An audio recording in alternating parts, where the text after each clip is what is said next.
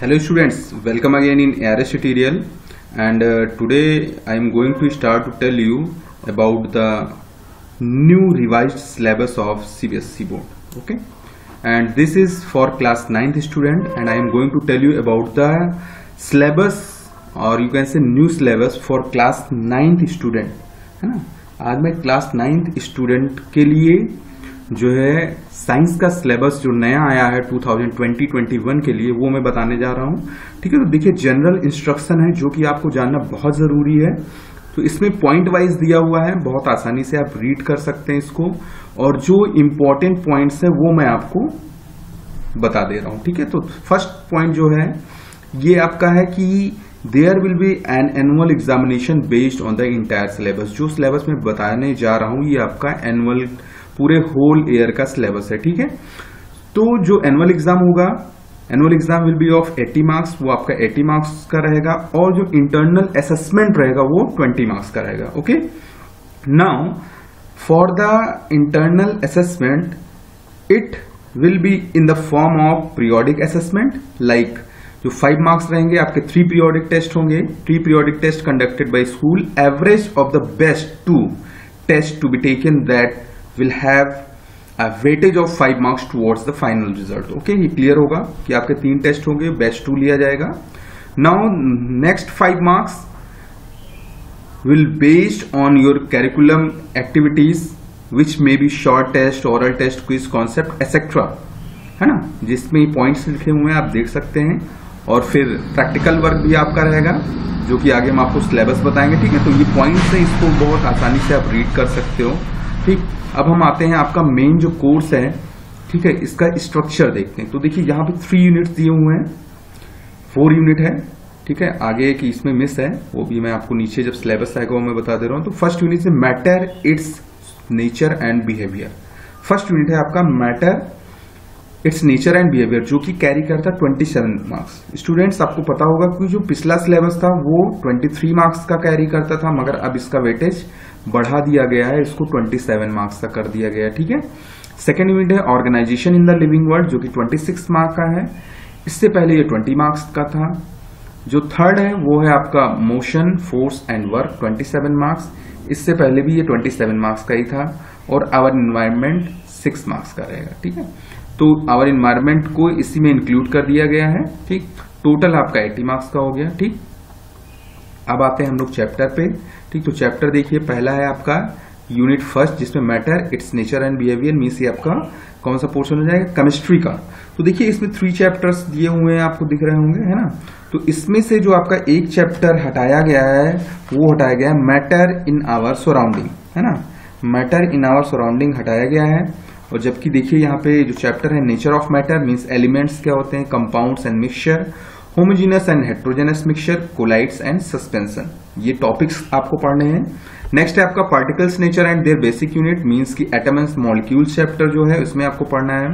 Law of constant proportions, atomic and molecular masses, mole concept, relationship of mole to mass of the particles and numbers.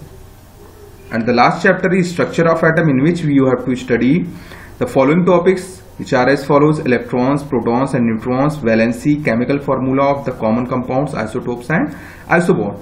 So this is the syllabus for chemistry. Now we will move further in bio.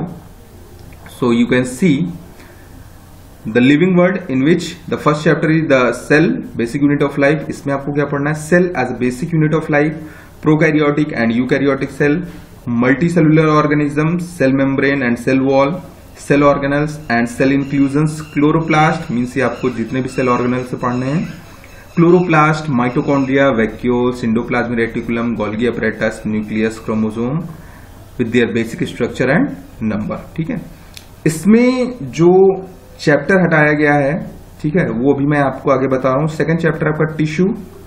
Tissue में आपको क्या पढ़ना है, structure and function of animal and plant tissue, but you have to remember that you have to study about only 4 types of animal tissue. ठीक है, plant tissue में केवल आपको मेरिस्टेमेटिक और परमानेंट टिश्यू पढ़ना है। ओके, इसके बाद जो चैप्टर पहले था बायोलॉजिकल डाइवर्सिटी, जो कि कंप्लीटली हटा दिया गया है, और उसके बाद जो चैप्टर है ह्यूमन हेल्थ एंड डिजीजेस, इसमें आपको पढ़ना है health, and its failure, infectious and non-infectious diseases, their causes and manifestation, diseases caused by microbes like bacteria, viruses, protozoans and their prevention, principles of treatment and prevention, pulse polio programs। इतने topics आपको bio में पढ़ना है।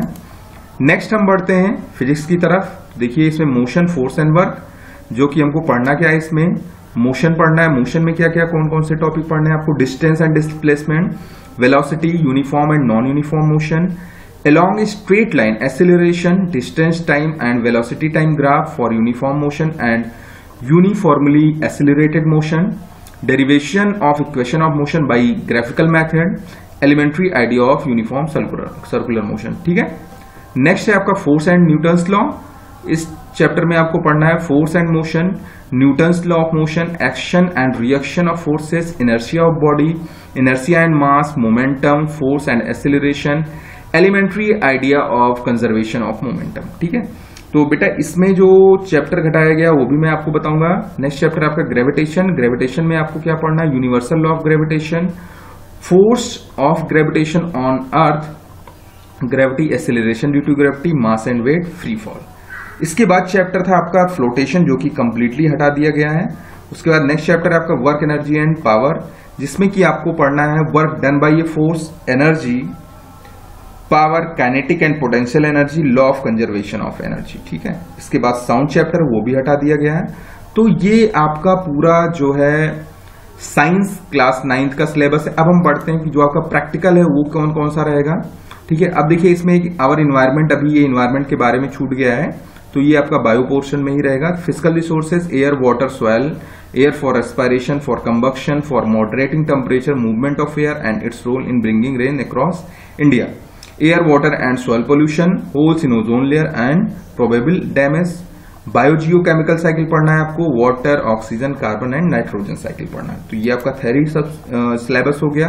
अब हम बढ़ते हैं practical की तरफ। तो देखिए प्रैक्टिकल जो है लिस्ट यहाँ पे दी हुई है, कौन कौन से हैं। यूनिट फर्स्ट में आपको प्रिपरेशन करना है किस चीज की।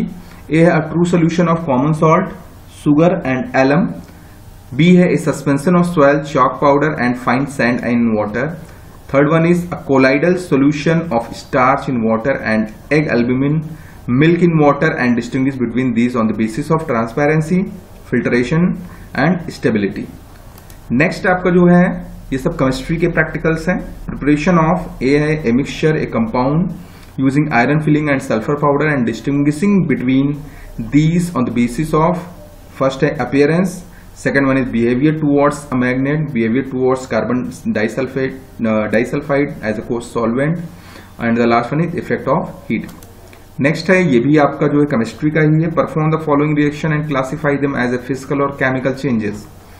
A है iron with copper sulfate solution in water, second one is burning of magnesium ribbon in air, next is zinc with dilute sulfuric acid, next heating of copper sulfate crystal, next one is sodium sulfate with barium chloride in the form of their solution in water।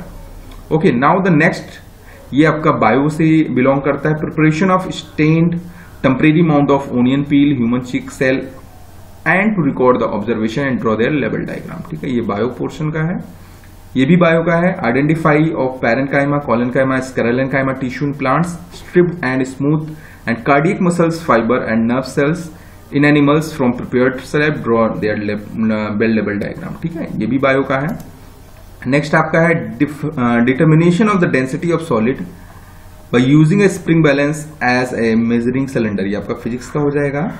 Next है establishing the relationship between the loss in weight of a solid when fully immersed in tap water, and next one is strongly salty water with the weight of water displaced by it taking at least 2 different solid, and the last one is verification of the law of conservation of mass in a chemical reaction। so ये आपका practical का syllabus था, और practical और theory हमने आपको बता दिया। आपको सबसे इंपॉर्टेंट चीज जो ध्यान रखना है वो आपको ये रखना है कि जो आपके यूनिट्स हैं, ठीक है, जो कोर्स का स्ट्रक्चर है एनुअल कोर्स एग्जामिनेशन का, वो किस तरह से डिवाइडेड है। So it is all about for your science syllabus, and I think ये आपको बहुत क्लियरली समझ में आ गया होगा। ठीक है, तो आप लोग इसको बहुत अच्छे से नोट कर लीजिए और इसी के अकॉर्डिंग अपनी प्रिपरेशन करिए। So thank you to all of you for watching us on ARS Studio।